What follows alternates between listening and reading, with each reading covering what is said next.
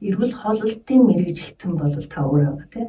Яг зан төлөв талаас нь би одоо тодорхойлттой хэлэх юм бол зан төлөв гэдэг бол хүнд байдаг урт хугацааны урт хугацаа зарцуулан тухайн хүнд төлөвшөж тогтсон зан төлөв, хандлага, ёс суртахууны цогц нийлэмжийг зан төлөв гэж хэлдэг. Сайн байцгаана уу? Энэ өдрийн мэндийг хүргэе. За манай пэйж хуудас өнөөдөр анхныхаа подкастыг хүргэж байна. Манай анхны шив шинхэн подкастад Монгол Улсын их сургуулийн багш доктор Г. Уянга урагдан оролцож байна. Өнөөдөр бидний ярилцах сэдэв эрүүл хооллолт ба зан төлөв. За ингээд Уянга багшаа подкасттай урьж байна. За сайн байна уу? Анхныхаа дугаарт урьсанд баярлалаа. Баярлалаа хүрэлцээж. Анхны шив шинэ подкастыг эхлүүлж байгаад бас баярлалаа. Бид нар эрүүл хооллолт гэдэг зөвхөн юу гэдэх вэ, яаж идэх вэ, хизээ идэх вэ гэдэг дээр л илүү их төвлөрдөг. Гэтэл эрүүл хооллох маань зан төлөвтэй ер нь хэрхэн уялдаа холбоотой байдаг вэ? Энэ талаар таны өөрийн чинь бодол. За дээрээс нь зан төлөв гэж юу юм бэ? Эрүүл хооллох зан төлөв ер нь яаж хэвших ёстой гэдэг юм бэ? Энэ талаар тавьчихсан ярилцъя. За тэгэхээр яг нөгөө эрүүл хооллолтын мэрэгжилтэн бол та өөрөө байгаа тийм. Яг зан төлөв талаас нь би тодорхойлттой хэлэх юм бол зан төлөв гэдэг бол хүнд байдаг урт хугацаа зарцуулан тухайн хүнд төлөвшөж тогтсон зан төлөв, хандлага, ёс суртахууны цогц нийлэмжийг зан төлөв гэж хэлдэг. За эрүүл хооллолт гэдэг хүний зан төлөв чинь зөвхөн эрүүл хооллолт гэхээс илүү амьдрал руу яаж хандж байгаа ерөнхий зан төлөв шүү дээ. Ээж авдаа, нийгэм, хооллолтонд өөрийнхөө биеийг авч явах байдал бүхэл зүйл зан төлөв нөлөөлнө. Тэгэхээр эрүүл хооллолт бол хооллолт гэдэг миний ойлгож байгаагаар бол хүн төрөлхтний оршин байх, амьдрах хамгийн фундамент буюу суур хүчин зүйл гэж бодож байна тийм. Бид нар хичнээн ухаантай байгаад хичнээн амжилт үзүүлээд эрүүл биш бол тэгэл тэр бүх зүйл утгагүй болно тийм. Тэгэхээр мэдээж шууд хамааралтай гэж би ойлгож байна. Яагаад эрүүл хооллолыг ихэвчлэн хүн болгон бодоод байдаг мөртлөө хэрэгжүүлж чаддаг вэ? Тэгэхээр энэ маань зуршилтай холбоотой гэж бодож байна. Зан төлөвөөс бас нэг арай ондоо ойлголт гараад ирлээ тийм. Тэгэхээр зан төлөв урт удаан хугацаанд оршин тогтдог. Гэтэл тэрэн дотор байнга давтагдаж хийсээр байгаад автомат хариу үйлдэл болчихсон зуршил гэж юм гарч ирж байгаа гэж ойлгож байна тийм. Тэгэхээр бид нар энийг нөгөө ухамсарлаж ойлгодоггүй, хийж байгаа үйлдэлээ ухамсарладгүй, зүгээр автоматар хийждэг үйлдэлүүд байгаа шүү дээ тийм. Жишээлх юм бол бид нар харанхуй өрөөнд орж ирлээ гэж бодоход автоматар гэрэл нь хаавна гэж хай. Гэхдээ тэрийг ингэж бодоод хэлгүй зүгээр шууд ингээл хаана ингээл асаадаг те. Яг тэрэн шиг амруугаа хийж байгаа зүйл маань зуршил болсон. Ямар төрлийн хоолмон сэдэж чинь гэдэг зуршил болчихсон байгаа хаа гэж бодож байна. Тэгэхээр тэр зуршил мэдээж олон жил явсараа бидний зан төлөвт нөлөөлөд байгаа шүү дээ. Тэгэхээр жишээ авахад муухай үг хэлдэг хүүхэд байлаа гэж бодоход тэр нь зуршил болсон. Ирээдүйд бие хүн болоод төлөвшсөн хойно тэр зуршил нь яг тэр төрлийн зан төлөв болчих жоох байхгүй тий. Тэгэхээр хүмүүс яагаад мэдсээр байж гээд хэлэхэр бид нар мэдээллийн 900 байна. Бид нар бүхэл юмыг мэдчихэв. Бүх мэдлэг гар утсан дотор байна. Тэгсэн мөртлөө бид нар зуршил гэдэг чинь бидний мэдлэгтэй холбоотой биш. Байнга хийж байгаа үйлдэлтэй холбоотой байгаад байна. Тий. Тэгэхээр тэр хүүхэд наснаас гэр оронд нь юу идэж уусан? Эцэг гэх нь ямархуу байдлаар тэр айл хоол хүнсээ хэрэглэдэг байсан бэ гэдгээс л тэр хүүхдийн зуршил тогтож байгаа болов уу гэж бодож байна. За яг энэ бол ингээд бид нар дээр ингээд сургалт авч байгаа ч юм уу тийм эсвэл зөвлөгөө авч байгаа улсууд дээр аяг тулгардаг. Яг зарим хэсэг нь бол тэр анханасаа тэр буруу байсан зуршилд өөрчилж чадаад байгаа мөртлөө зарим хэсэг нь ингээд чадахгүй байгаа юм. Тэгэхээр хүн гэдэг юм чинь их тийм бүгдээр бид нар чинь ухаантан биш. Зарим үед ажлын шаардлага, амьдралын шаардлагаар мэдээд байгаа ч гэсэн тэр үйлдэлийг хийж чадах заваа гаргахгүй байгаа шүү дээ. Тэгэхээр хүн аливаа өөрийнхөө зуршлыг солих тийм том үйл явдлууд байдаг л да. Жишээлх юм бол шийддэг те. За би дараа сараас эхлээд яг хоолой барья гэдэг ч юм уу те. Эсвэл гинтийн тийм хүчин хууч, гинт асуудал ирэхээр гинт сэрдэг. Тэгэхээр хүнд нэг юм сэрх юм үйлдэл хэрэгтэй байгаа юм л да тий. Тэгтэл бид нар тэр болгоныг юунаас бий болгосон нь дээр ихээр мэдлэгээс бий болгосон нэр ихгүй уул нь бол тий. Агил мэдлэг Тэгэхээр бид нар энэ гар утсан дотор байгаа нийгмээс ирж байгаа мэдээлэл болгоныг мэдлэг болгож чадж байгаа юу гэдэг чинь бидний анханасаа одоо толгой дотор маань энэ ертөнцийг таних энэ ертөнц дотор маань аливаа зүйлийг бид нар яаж хүлээж авдаг вэ гэдэг бас л нэг бодлын зуршил байгаа байхгүй тийм. Тэгэхээр мэдээллийг эренгууд ингээ өөртөө буцалгаад толгой дотор эргэлдүүлж олон талаас нь бодоод энэ бодож байгаа үйл явдлыг бид нар оюунлаг хүн гэж хэлээд байгаа шүү дээ. Тэгэхээр тэр оюунлаг хүн гэхээр заавал ингээл өглөө оройг ном уншдаг хүн биш шүү дээ. Ямар ч мэдээлэлсэн хэрэгтэйг нь сонгож авч чадаад оюун санаа хэрэггүйг нь хаяад тийм оюун санаандаа эргэцүүлж бодоод тэгээ бодсныхаа дараа өөртөө авч үлдээд байгаа маань одоо мэдлэг болно. Авч үлдчихэд зогсохгүй энийгээ цаашаа эрдэм болгоод үлдээд эхлэх юм бол одоо жинхэнэ тэр хүн чинь мэдлэгээ ашиглаад амьдрал дээр ухаантай явж гин гэсэн үг шүү дээ. Тэгэхээр энэ бүх процессыг явагдана гэдэг тэр хүн нэгт өөрөө сэрх санах хэрэгтэй эсвэл одоо хүчээр энэ ертөнц бидний бие гэдэг чинь бидний тархинаас илүү ухаантай байгаа шүү дээ. Бидний бие дохио өгөх баг. Тэгэхэд л хүн өөрчлөлтөг болов уу гэж бодож байна. Одоо энэ хариултын дотор нэг бодогдлоо л доо. Энэ олон мэдээлэл донд хүн төөрөд байгаа тийм. Энэ надад ингэж бодогддог. Монгол хүн магадгүй жоохон юмыг товчлох гээд идэм бол. Тэгэхээр яг энэ асуудлаар дөнгөж саяхан би нэг төгсөгчийн мундаг төгсөгчийг авчирч яг өөрийнхөө хичээл дээр лекц уншууллаа л да. Тэгээ ямар сэдв байсан бэхээр нухацтай сэтгэлгээ гэж. Нухацтай сэтгэлгээ critical thinking. Энийг урд нь одоо critic гэдэг утгаар нь шүүмжил сэтгэлгээ гэдсэн үгүй юм байна. Бас л буцаад би оюутнууд хүүхдүүдээс сурч байна. Нухацтай сэтгэлгээ гэж орчуулсан дээр юм байна. Тэгэхээр энэ мэдээллийг бид нар хүлээж авахдаа янз бүрийн bias буюу гачуудлууд гаргадаг юм байна. Монгол хүн ч гэлтгүй ер нь дэлхийд даяараа судлаад янз бүрийн ийм асуудлууд гаргадаг юм байна тийм. Жишээлх юм бол юу гэдгийг энэ мундаг юм чи өөрөө идж байгаа юм чинь би ч гэсэн адилхан өөхийг идэ гэдэг ч юм уу тийм. Тэр алдартай одууд идээд байгаа юм чинь би ч гэсэн ерөөсөө дандаа ус уугаал нохоо идэ гэдэг ч юм уу тийм. Бусдыг дуурайх. Эсвэл хамгийн амархан аргаар цаг хугацаагаа хэмнээд ингээд тийм сайн хэлснээр товчилдаг алдаа гаргаж болно. Ерөнхийлөх алдаа гаргаж болно. Эсвэл одоо цөөхөн хүний тоон дээр шууд дүгнэлт хийх. Эсвэл хэд их олон хүний тоон дээр шууд дүгнэлт хийх тийм. Эсвэл ямар ч хоорондоо харьцуулах шаардлагагүй хоёр зүйлийг хооронд нь харьцуулах гэдэг ч юм уу тийм. Иймэрхүү бүр баясууд буюу алдаанууд бид нар хүн төрөлхтөнд ер нь гаргадаг юм байна. Тийм ээ. Зөвхөн Монголд биш. Тэгээд сая ингээд Туркт аялж байгаа Туркийн аяллаа компани захирал хоол зүүчгүй юм уу? Би яаж жин нэмэх вэ гэдэг. Тэр хүн ингээ харахад надад айгүй хэвэн жиндэг хүн харагдсан. Тэгтэл нөгөө булчин масж байгаа алдагдaltaй тийм. Тэгэнгүүт нөгөө хүмүүсийн нэг нийтлэг ойлголт хүнд харагдах байдал нэг жоохон өөх махтай байвал нүдэнд дулаахан харагдсан ч гэдэг юм тийм. Турк юм уу? Турк хүн. Бас яг юм Монголтай ойролцоо сэтгэвтэй хүн байгаа байхгүй. Тэгээд би яаж булчин нэмэх вэ? Тэгэхээр би тэгвэл та жоохон хөдөлгөөн нэмээд хийгээл тэгээ булчингийн мас авч болно гэдгсэн чинь надад тийм зав байхгүй. Энэ надад тийм зав байхгүй гэдэг үгийг энэ хүмүүсийн тархинаас яаж авч хаяв. Харин тийм ээ. Тэр чинь бас заримдаа би ч гэсэн өөрөө хэлчихэд байгаа байхгүй яа. Зав гарахгүй байна л гэдэг шүү дээ. Тэгэхээр энийг ерөөсөө одоо цагийн менежмент гэж онол яриад ахаар хүмүүс цагийн менежмент гэж онол YouTube-ээр дүүрэн л байгаа. Уншаал тэр ингээд даруй те хэрэгжүүлэх боломжгүй. Тэгэхээр би зүгээр жирийн Монгол нь хооллолт энэ талаар сайн мэдгүй одоо талаасаа ярих юм бол ингээд амьдрал дээр ингээд гинтийн асуудлууд их гардаг.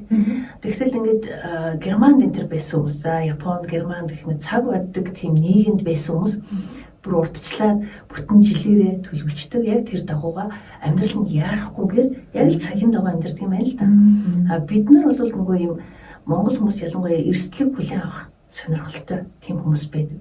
Тэгэхээр бид жишээ өгдөг шүү дээ. Хөдөө явахдаа одоо хөвсгөл явлаа тэр сум руу очлоо. Чи замыг мэдчихэж байгаа юм уу?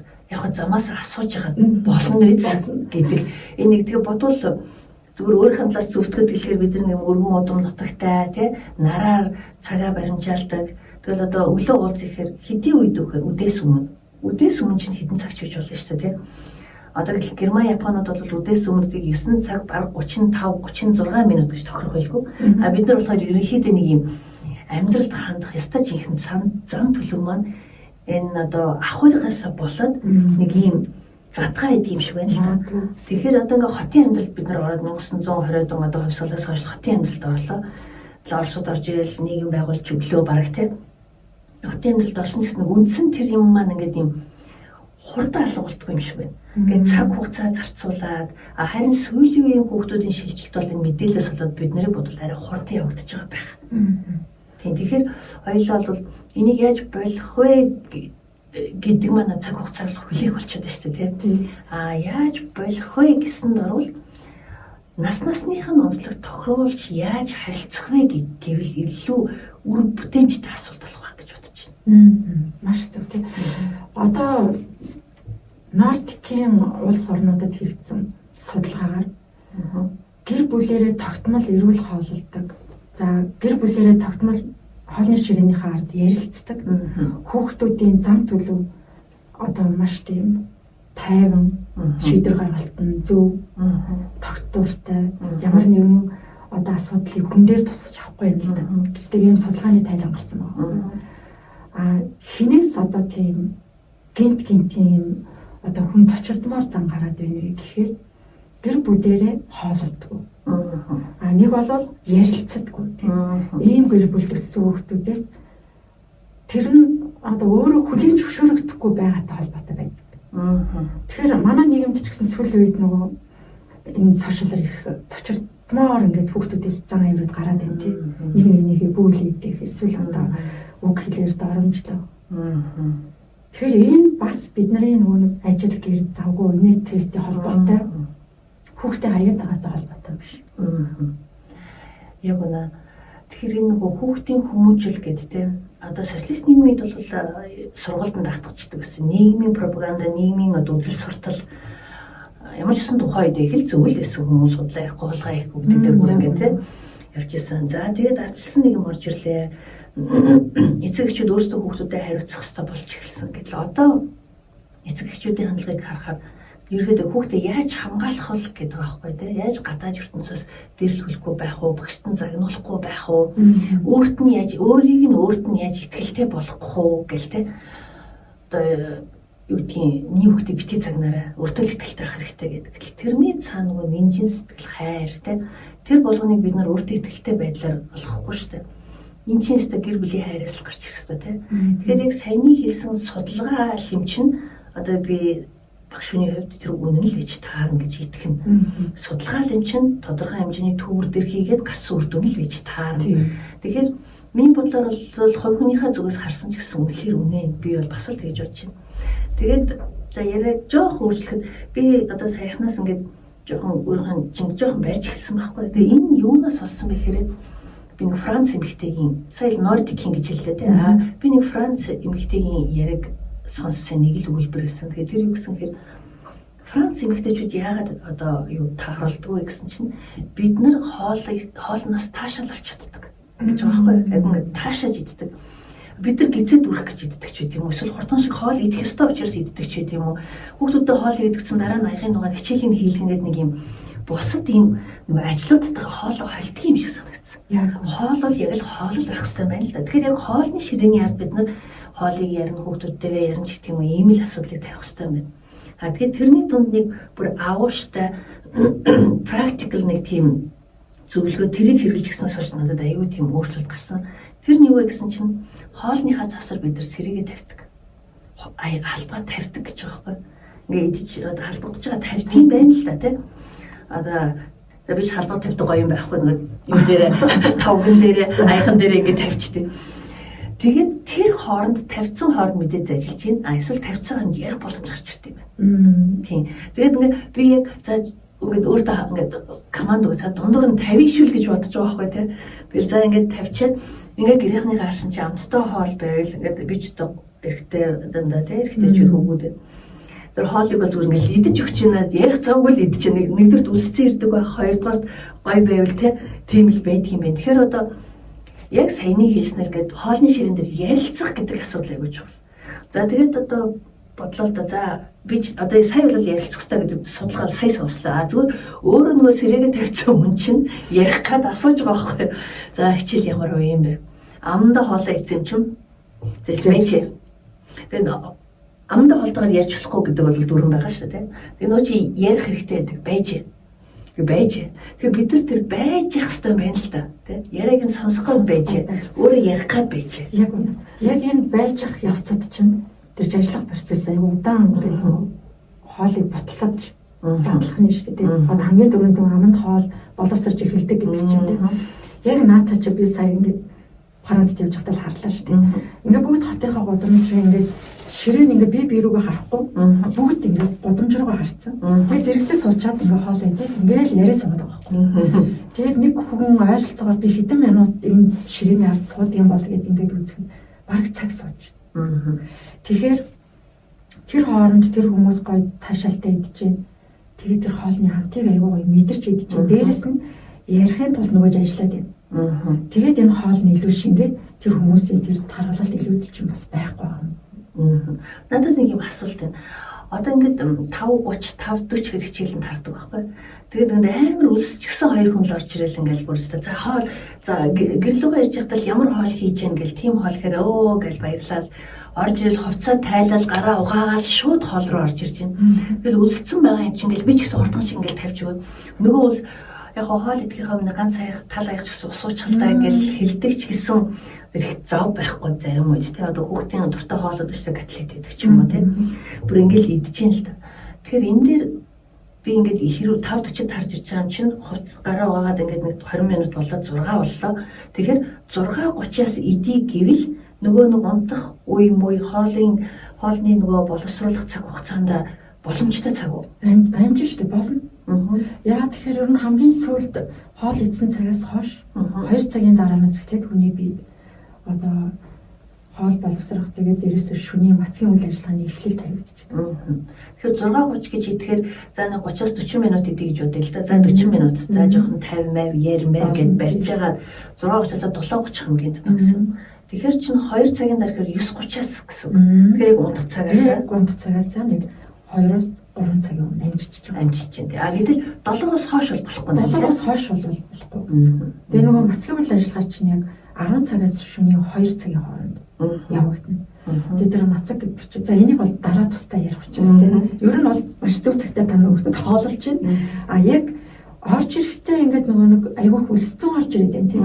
Энд бид нар яаж одоо тэр хит их хөлсөж байгаа юм байдлыг багасахгүй гэвэл ерөөсөө миний хилээд идэг 11 цагт хөнгөн зоош, 16 цагт хөнгөн зоош. Ирэх замдаа миний хүнийг жишрэг жимсээ идчихэрээ. Гэт нэг алим өгөөдөл явуулчихаа тэр хөхөд тэгтээ их ингээд нөгөө ингэж сандарсан орч ирэхгүй байхгүй. Энийг манай томчууд ч тэр хүүхдүүд ч тэр хөвшүүлжүүл ер нь бол ингээл нэг нэгээр л дадал болно л дээ. За тэрийг яг хөвшүүлээ. Хүмүүс нөгөө хоололтод сэтгэл санаа нөлөөлдөг гэдэгт зарим итгэдэг, зарим итгэдэггүй. Энэ дээр өөрөө ч юм бол ер нь бол судалгаа хийж үзэх ёстой. Бид нар судалгааг л харах хэрэгтэй. Түүнээс зүгээр бодлоо хэлвэл бид хоёрын хувийн бодолтой. Тэгэхээр илүү хүмүүс төрөж байгаа юм чи энэ бол хувийн бодол шүү гэж ярих хэрэгтэй гэж бодож байна. Яг энэ дээр бол хоёулаа дараа боломж гарвал нэг судалгаа хийх хэрэгтэй юм байна. Тэгэхээр миний хувийн бодлоор бол хооллолтод сэтгэл санаа нөлөөлдөг. Тэгээ ингээд нөгөө хүүхдэд ч гэсэн харагддаг штеп. Ингээл хичээл номын загинчаал одоо манай нөхөр бол жишээлбэл хоолныхаа цагаар нөгөө жоохон ингээл хичээл мчлийн яриалтай. Би хэлдэг хоолных нь үеэр дарамтлаад нулимсаа гаргаж байгаа хүн ч одоо яаж идэх юм бэ гэж би хэлдэг. Тэгээд тэгсээр болсон л доо. Тэгэхээр ер нь бол яг хоол миний зүгээр ойлголтоор бол хоолыг яг аз жаргалтай идэх хэрэгтэй юм шиг байна. Тэгэхээр аз жаргалтай идэх юм бол нөгөө сэрээгээ тавьдаг үйлдэлээ би хийж чадах юм шиг санагдаад байгаа байхгүй юу? Тэгэхгүй ингээл гуниад ч юм уу юм бодоод ч юм уу модалцсан хойно энэ төр бүр хоол ордгүй шүү дээ цаанаас. Тэгэхээр энэ бидний энэ бие физиологи бидний тархинаас илүү ухаантай гэж би бодож байна. Одоо ингээд муу мухай хоол идчихээр тэртээ тэрвэл гиз өөрөө бацлал энэ нөгөө нэг энэ бацалдаг системтэй шал гаргах гээд байгаа шүү дээ тийм. Тэгээ надад манай нэг бартендер нэг айгуу мундаг мэрэгжлийн залуу хэлжсэн нэргэн гэдгийг. Тэр ингээд хүмүүс нэг арх уучаад маргааш ингээл дотор начин болохоор нэмээд дугна гэдэг чинь тэр нөгөө хүний бие физиологи тэр муу мухай маа гаргах гээд ингээд оролдож яхад нь буцаад унтуулчихдаг гэнэ хотод. Тэгэхээр айгуу буруу гэж хэлжсэн байхгүй. Тэгэхээр бидний бие физиологи одоо аз жаргалтай биш бодвол тэр аз жаргалтай, жаргалгүй, ууртай, гомдсон ч гэдэм юм тийм сөрөг сэтгэл зүйтэй байхад биенээс янз бүрийн гормон ялгарч л байгаа бах. Тэгэхээр тэр үед хоол идэх гэдэг бол ягаад ч буруу гэж таарна гэж ойлгож байна. Тийм ээ. Ер нь бол энэ дээр хэрэгцсэн нэлээд олон судалгаанууд байдаг. Тэгээ бид нар хооллохдоо зөвхөн л одоо цадахын төлөө ч юм уу идэх гээд байгаа тийм. Гэтэл одоо түрүүний хэлдгээр аз жаргал мэдрэхийн төлөө идэхийн тулд тэр таван дээр байгаа хоолны бүтэц ус аягүй чухал. Тийм. Аль болохоор амин тэмгэлэг одоо жимс хүнсний ногоон төтгөө. Тэгээд мэдээж бид нарт уурах хэрэгтэй, мэдээж бид нарт үр тариа хэрэгтэй. Яг л тэр хүний тухайн цагт ямар хэмжээгээр идэх ёстой тэр их чухал байгаа. Одоо жишээ нь миний хувьд нэг гадуур хооллоод ширээний араас босоход би аягүй хүнд харагдаг. Гэтэл яадаг нөгөө тэнцвэртэй хоолоо барьж яваад идчихээр өшөө би юм хиймээр санагдаад байдаг. Гэтэл энэ дэр зөндөл олон судалгаа бас орж ирж байгаа. Ер нь бол хоолны амтлагаа, хоолны бүтцэл хүний одоо энэ аз жаргалын гормон ялгархад ч гэсэн нөлөөлж байгаа. Тэгээд дээрэс нь ухамсар тас нөлөөлдөг. Хоол яг ингээд аз жаргалын гормон гэж ярихаар яг мэрэгжлийн биш болохоор сайн мэдгүй гэхдээ одоо сүүлийн үед нэг энэ дээр нэг цаанаас нэг анхаармаар санагдаад байдаг болчиход байгаа. Юу гэхээр хоолны гоё тавг халбах сэрэ. Тэ тэр нөгөө халбага одоо зүгээр нөгөө тавгаа гоё болгочих гэдэг бүр аягүй чухал. Тэгээ би чинь Японд ингээд амьдарч байхад тэр нөгөө савхаа тавьдаг нөгөө савхны дэр гэж ярьдаг байхгүй тэр мөр байдаг. Савх нь гоё байдаг. Тэгээ тэдэрч нэг яг энэ тогтцсон дэгж аягтай яг нэг бүр үндсэн хоолойнд тай будаага баруун гарталт нь энэ дээдлэлт нь юугаа мисо суп бай тээ нөгөө талд нь юугаа салаада гэдэг ингээд бүр яг тэгжил иддэг хүмүүс энэ тогтцсон тэр нь тэгээ аягнууд нь гэхэд ингээл одоо бүр 100 yen-ийн дэлгүүрээс ингээл янз бүрийн шазаа аягаа биш тэгэл тийм биш Японы гараар хийсэн юм баарн шавран тийм аягнуудаа ингээд будаага хийдэг ч юм уу тэнийг юм өвөрмөц байдлаар тэр эзэгтэй тэр ширээн дээр байгаа тавг аяг тэр савхын тэрийнхаа юм гоё гэхээс илүү тэд нар бол өвөрмөц байдлыг хардаг юм шиг санагддаг. Өвөрмөц байхаас гадна тэр хоолыг бас тэр өнгө нэмж өгч юм. Тэгэхээр тэр хүний одоо ухамсарт ч юм уу нөлөөлж байгаа гэсэн үг байна. Тийм. Японуудаас нэг сурсан би сонссон гэхдээ бас нэг их сурсан ч юм уу ч зуршил болсон ч юм уу бүү. Ямар ч байсан Японууд бүх юм дээр баланс дотооноор гэж хэлдэг байхгүй. Учир нь юу гэхээр ерөөсөл бүх юм дээр баланс ярьдаг. Баланс. Хоолны одоо сет ч гэсэн баланс. Нөгөө икебана гэдэг нөгөө цэцэгний урлаг ба шүү дээ. Тэрэн дээр баланс. Нөгөө бенто гэдэг бенто хоол идэгч авч явдаг бол тэрэн дээр баланс. Баланс гэдэг тэр өнгө орно. Нөгөө нэг бодвол үр тариамаараа бүгдээр орж байгаа бах те жимс ногоо нь орж байгаа. Тэгээд дээрс нь өнгө айгүй их өнгөн дээр ач холбогдол гэдэг юм. Наадах тэр чи би цэрэн тогтох хэмжээс нь ийм хариулт авчихсан. Би тэр санаанд бүгд таарал та. Тэгээд ингээд одоо ингээд нөхрийнхөө чихрэн шийжиг хоолоор ингээд зохицуулж байгаа. Тэгээд ерөнхийдөө би одоо хоолоороо барьсан шүү гэдэг гэсэн чинь бодож яснаа. Хоолоороо гэхээсээ илүү чиний хоолны өнгө тэр хүнийг одоо бас тэр хоолыг идэх дуршлыг төрүүлээ. Тархинд аягүй сайнаар нөлөөлөө. Тэгээд давхар тэр хүн ингээд идэж байгаа байж магадгүй. Юм үнэн тий. Манай нөгөө уламжлалт энэ одоо эмч нараа эмч гэдэг шүү дээ. Манай нараа эмч тэгдэг. Цойгон пүнтүүдтэй хург хоёрыг юм баг идэхгүй байсан дээр шүү. Яг тэгвэл хүний биенээс маш удаан гардаг гинэ. Гэтэл за пүнтүүдтэй хургч нэг монголчууд нэг битгөө сайн хидгээд идэгсэн мэдхгүй.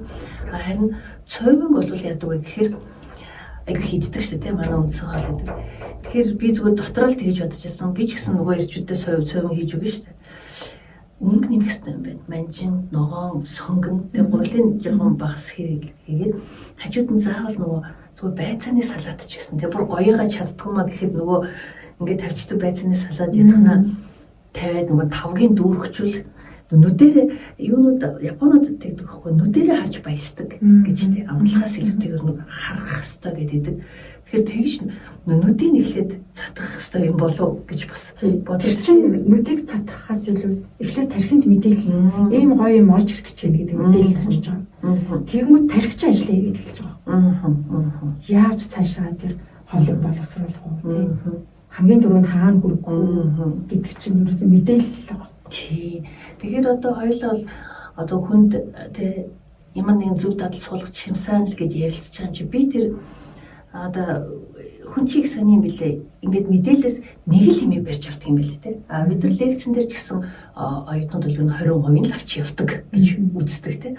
Тэгэхээр одоо би тэр нэг Франц эмэгтэйгийн ярианаас юугаа сэрээгээ тавьдаг сурсан гэдэг шиг битүүрийн ярианаас бол миний би хэрвээ энэ яриаг ингээд сонсч ирсэн бол 3 дахь өнцгөр дээр өөрийгөө тавиад үзэх юм бол тэр юу яах юм бэ те нөгөө өнгөнүүд их оруулж ирэх хэрэгтэй юм байна гэдгийг ах байсан юм шиг санагдаж байна яг одоо бол те. Тэгэхээр ямар нэгэн хоолны дадал зуршлыг за одоо жишээ огт ногойд дүнхүр байлаа гэж бодоход тийм яаж тэнд ингэж хүрэх вэ гэдэг дээр өөрөө миний оронд байсан бол яаж сэтгэх вэ? Тийм яг одоо ингэж яг тоол гоё хийдэг үнэхээр хоол зүүж хүмүүс шаалганда бид нар жирийн одоо айлын эзэгтэй болно шүү дээ. Яаж амархан хийх вэ гэж боддог юм дээ яг үнэ. Тэгэхээр манай ингээд нэг сургалтанд ч юм уу хөтөлбөрүүдэд хамаарсан эмэгтэйчүүд таны ингээд пэйжийг дагаа явж байхдаа яаж ийм гоё хоол хийх вэ? Хэцүү байдаг бах таа ч гэдэг юм тийм. Тэгээ яг сургалтанд ирэхээрээ ийм амархан байсан юм. Тэгээ яагаад тэгэхээр би өөрөө бас тийм их амар ажилсагч юм тийм эзэгтэй бас биш байхгүй юу тийм. Яаж энийг хялбархан хийгээд өөртөө цаг гаргах вэ гэж боддог юм байхгүй юу? Тэгж бодсоор аваад нөгөө айгүй хялбар аргуудаа ингээд хоолоо хийдэг. Тэгэхээр маш олон хүн ингээд хийж чадна болно өөрөө ч гэсэн ингээд эхнээсээ ингээд би ингэсэн шүү гэж надад бичдэг үстэй. Тэгэхээр одоо энэ подкастны миний нэг гол зорилго бол ерөнхийдөө бид нар хооллолтоороо хүүхдүүдийнхээ зан төлөвт нөлөөлж чадна. Гэр бүлийнхаа зан төлөв. Зан төлөвөөс гадна дадал хөвшил тийм зуршил гэж ярих би дурггүй. Зуршлыг бол би дандаа муу юм дээр хэлмээр санагддаг. Одоо юу гэдэг нь цагтаа ирдэг үү? Өглөөрт бастдаг үү? Оройр дунддаг үү? Энэ бол муу зуршлууд. Дадал гэдэг нь болохоор дандаа сайн зүйл. Гэхдээ тэр бол мэдээж 1-2 сар тэгээ цаашаа 3 сар 6 сар тухайн хүний юмыг хэр одоо хурдан удаан хүлээж авдагтай холбоотой. Тэгэхээр хүний хүлээж аваад байгаатай гол нь биш тэр хүний эдис хэр удаан гинцэн гинтивтэй холбоотой байдаг. Өө тийм судалгаа хийдэг байх нь тийм. Нэг манай нэг оюутан тэгжсэн. Ингээл өдөрч юу идэг вэ гэж ярьжсэн чи хоол идэл гадаа гардаг гинэ. Заавал халахдаг гинэ. Тэгээд өө сайн байна ямар мундаг юм бэ гэсэн чинь үгүй хоол идээд дуусахаар ээж заавал нэг юм хэлэх гэдэг гинэ. Тэгээд хоол идээд гараа зүгтээ тэгээд гарч явсаар сайн ээж. Тэгээд ямар нэг юм заавал хэлэх гэдэг гинэ. Тэгэхээр би бодож байна л да. Өөрөө ингээд сэрд санахаас илүү гадны нөхцөл хүнийг бас ингээд зүуд одоо тийм үйлдэл рүү одоо нөлөөлдөг байна шүү дээ. Тийм. Одоо ингээд хүүхдүүд гадаад гарч тоглох байлцсан. Би одоо нөгөө хоёр гадаа гарч тоглооч гэдэг хөөгд гарахгүй байгаа шүү дээ. Тэгэхээр одоо тэрэн дээр нэг л юм нөхцөл одоо гаргаж өгөх хэрэгтэй болоод байгаа байхгүй юу тийм. Тэгэхээр одоо тэрэн дээр одоо юу гэдэг юм ингээд тоглож төрөл эрэгт чи юм хийцэн бай гэдэг ч юм одоо ингээд баг юм энэ дээр бол баг гурлаа хамт гарыг ивэл гарах байхаа.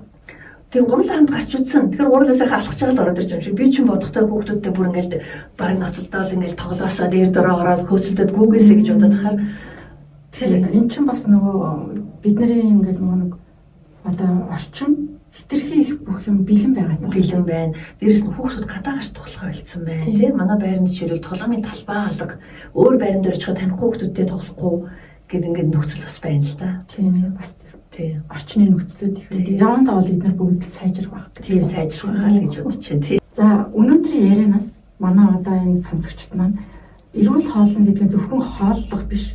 Бас бидний зан төлөв, за дээрэс нь дадал зуршил энэ бүгдтэй холбоотой юм байна гэж ойлгож авах гэж найдаж байна. Тэгээд хамгийн сүүлийн үгийг өртөжүүлдэг. За. Тэгэхээр ийм хийж байгаа үйл маань өөрөө үнэн, шударга. За тэгээд үр дүнтэй хүний төлөө байгаа ажил бол мэдээж тэг одоо сайн сайхныг л авчрах нь ойлгомжтой тий. Тэгэхээр би ингээд чамайг анхнаасаа ингээд хоолны анх бол хоёлоо чинь багшаа тэг шал өөр сэдв ярьдаг хүмүүс байлаа шүү дээ тий. Би шалгаж дүн тавьдаг энэ төр тий. За тэгсэн чи одоо ингээд буцаад багш болцсон тий. Хүний амьдралд ингээд ээлжлэх юм байна шүү дээ тий. За тэгээд хоол ингээд ярьсан. За мэдээж хоол ярьдаг хүмүүс зөндөл байсан тухай. Гэхдээ тэндээс нэг юм надад айгүй танил сонсогдсон баланс ярьсан. Тэр надад айгүй нөгөө яг тэр миний танил юм байсан. Нөгөө би түрүү ярьсан Японы баланс гэж ярьдаг. Тэгэхээр ингээд тэр үед чинь нэг хэсэг чинь хүмүүс усан мацаг, ногооны мацаг, махны мацаг гэл ингээд айгүй хин туйлширдаг гэсэн тий. Тэгсэн чинь миний бодлоор ингээд Монгол зүгээр миний мэдж байгаагаар бод өөр хүмүүс мэдж байгаа хэсгийг мэдгүй. Миний мэдж байгаагаар хамгийн анх баланс ярьж гарч ирсэн хүн бол чамаа гэж бодож байгаа тий. Тэгэхээр ингээд бидний амьдралд нэг хүн ч гэсэн яг ингээд бүр ингээд тий юу гэдэг юм нэг бүтээгдэхүүн сурталчлаа тэрүүгээр хоол хийгээл буцаагаал тэрийг л зараал гэл тий. Ингээд нэг юм энэ цан маркетинг явж энэ биш. Хүн ингээд яг зүв байгаа чаа гэд өөрөө үзүүлээд ингээд яваад исэн нь энэ манай Монголд яг энэ хооллолтын тал дээр гэрэл асаасан юм шиг санагддаг. Тийм учраас баярлалаа. Тийм учраас энэ ажлаа өргөжлүүлээрээ угаасаа мөнгөд баялаг гэдэг араас ирэх ёстой зүйл тийм. Бид нэ тэрийг болж ойлгоцсон учраас тийм ажил хийж эхэлсэн гэж ойлгож байгаа тийм. Тэгэхээр одоо би ч нөгөө өөршөө хүмүүст л уриалахад юу гэхээр завгүй тийм. Завтаа гэдэг хоёр нь хаанч байхгүй тийм. Тэгэхээр завыг гаргадаг болохоос биш зав ирэхгүй тийм. Тэгэхдээ хүн болгон бас манай орлон шиг юм мундаг хоол хийдэг энийг судалдаг бүр ингэ шинжлэх ухаанчлаас нь судалдаг бас биш ээ. Тэгэхээр бид нарт аль болох тийм нөгөө яаж амархан тэгтээ зөв хооллох, сайн хооллох вэ гэдгийг л өргөжлүүлж загаасаа л гэж бодож байна. За баярлалаа. Тэгээд үнэхээр их баярлалаа тийм. Үнэхээр одоо энэ чинь багш шиг болоо бид хэлж одоо бараг 9 жил болж байна. Тийгээ биш тэрнээс уршөө урт тий. Тэгээд энэ одоо хугацаанд ингээл цаг уриалж намайг айгүй гоё дэмжиж урам өгдөг. Энд би бас айгүй баярлж явдаг. Тэгээд одоо сонсогчтой хэлэхэд бол тэнцвэртэй хооллолт бол өөртөө цаг гаргаж болдог. Зав гаргаж болдог. Ийм л хооллолт байдаг.